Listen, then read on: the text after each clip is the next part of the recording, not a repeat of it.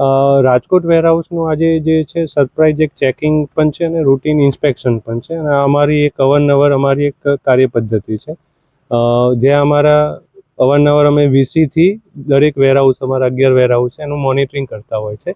પણ ક્યારેક કોઈ અમારા કી પરફોર્મન્સ ઇન્ડિકેટરમાં ડાઉનગ્રેડેશન આવતું હોય તો અમે રૂટીન ક્યારેક સપોર્ટિંગમાં કે એડવાન્સ જાણ કરીને પણ આવતા હોય છે, ક્યારેક સરપ્રાઇઝ પર રૂટીન ઇન્સ્પેક્શન કરતા હોય છે.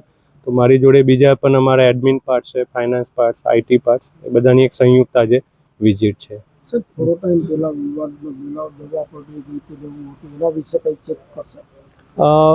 એ આપણે જે લાસ્ટ સપ્ટેમ્બરમાં ચોમાસાની સિઝનમાં જ્યારે દવા પલરાને જે મીડિયા મિત્રો દ્વારા માહિતી મળેલી હતી અને મોબાઈલ ઉપર જે વિડીયો વાયરલ થયા હતા એ અને અમારા માનનીય જનરલ મેનેજર શ્રી મેડમ જોડે પ્રાથમિક તપાસણી કરવામાં આવેલી હતી અને એનો રિપોર્ટ માનનીય એમડી શ્રી સાહેબ છે, અગ્ર સચિવ શ્રી સાહેબ અને માનનીય મંત્રી સાહેબને સોંપવામાં આવેલ હતો. અને એમાં જાણવા મળ્યું કે જે દવા હતી બીડર દ્વારા સપ્લાય થતી એના ટ્રકમાં જ પલરી ગઈ હતી, આપણી કોઈ દવા એમાં પલરી નથી. હાલ સર કેટલી નીકળી છે ને કઈ ક્ષતિઓ દૂર કરવામાં આવી છે? અત્યારે અમારું ચાલુ છે. અમે સવારે અહીંયા 9:45 આવ્યા છે અને અમારી રૂટીન ઇન્સ્પેક્શન છે, અમારે એક સ્ટોક વેરિફિકેશન છે, બીજા જે અમારા આઈટી પાર્ટ્સના છે, અમારું અહીંયા જે ઇન્ફ્રાસ્ટ્રક્ચર એક્સપાન્શન છે, બધા અમે સ્ટેટસ અત્યારે લઈ રહ્યા છે, માહિતી લઈ રહ્યા છે. ક્ષતિઓ કઈ જણાની છે સાહેબ?